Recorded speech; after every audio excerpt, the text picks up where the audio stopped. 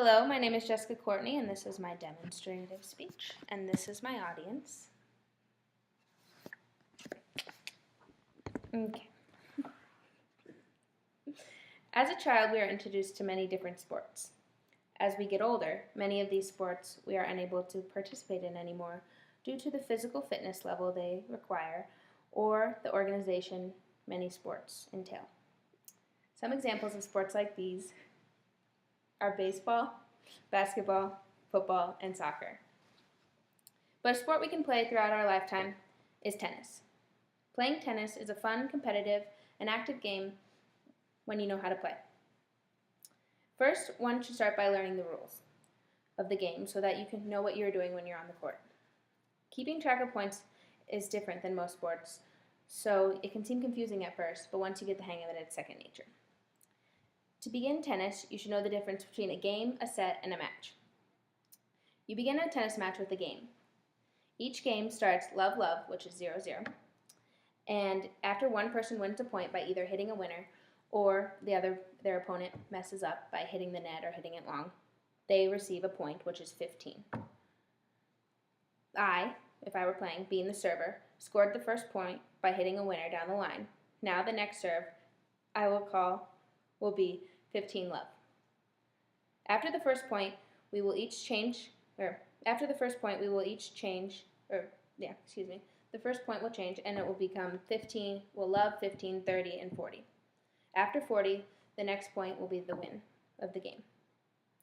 When playing and the score is tied 40-40, that's referred to as deuce. In a deuce game, a player must win by 2. Therefore, if I am serving a deuce game and I receive the next point, I would say advantage in when I serve next. But if my opponent were to receive the point, I would say advantage out. If they had advantage out and they do not receive the next point, the score would go back to deuce, and we would play until someone were to win 2 points in a row. To win a set, a player must win 6 games, and they must win by 2. So, therefore, our score would be something like 6-4, 6-3, 6-2, etc. But if the games turn out to be something 5-5, then you still must win by 2, so you would play to 7-5. But if it turns out to be 6-6, then you must play a tiebreaker. A tiebreaker consists of the first to 7 points and also winning by 2. Whomever would achieve this would win the set 7-6. Tennis matches are almost always played best 2 out of 3 sets. The only exception is the professional men in major tournaments. The major tournaments are Wimbledon, US Open, Australian Open, and the French Open. But for those of us who are females or will never reach the level of professional tennis, we'll stick to best 2 out of 3 sets. In a game, one player begins by serving the ball. After that game is over, the 2 players will switch sides and the other player will serve from that side. Each player switches serving games every other game. Along with that, the players switch sides of the court every odd number of games, so that would be 1, 3, 5, 7, etc. Serving can be a hard part of the game for a lot of players, so the important thing to concentrate on is getting the ball in the right part of the court. The court is split up into a number of different squares and rectangles.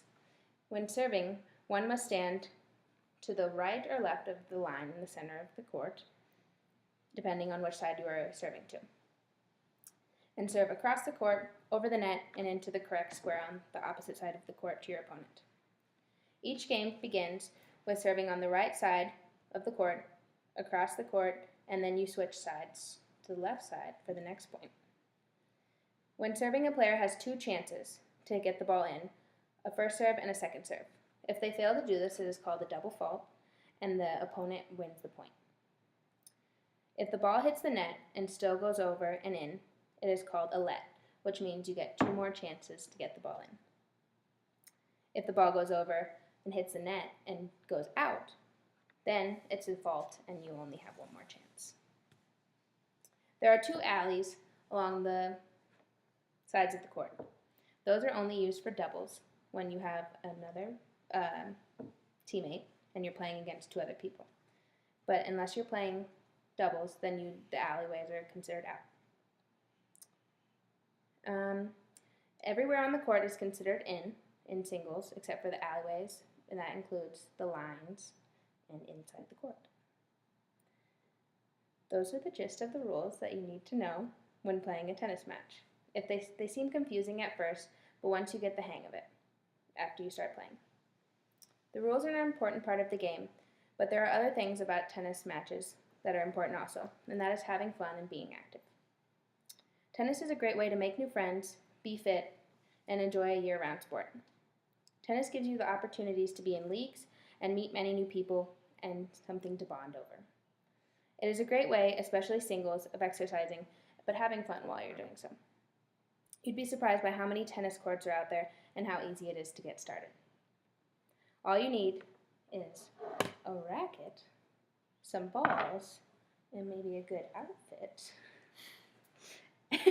And you got yourself a good time. A lot of times, we don't realize the sports we participate in when we are younger, we will not have the ability to participate in when we get older. But a sport that we can play our whole life, and especially as we get older, is tennis. Once you get out there and playing, you will realize it is fun, competitive, and a great way for all ages and all levels to be active. So now you know the rules and the concept of tennis, so I encourage you all to get out there and give it a shot. And this is my audience still.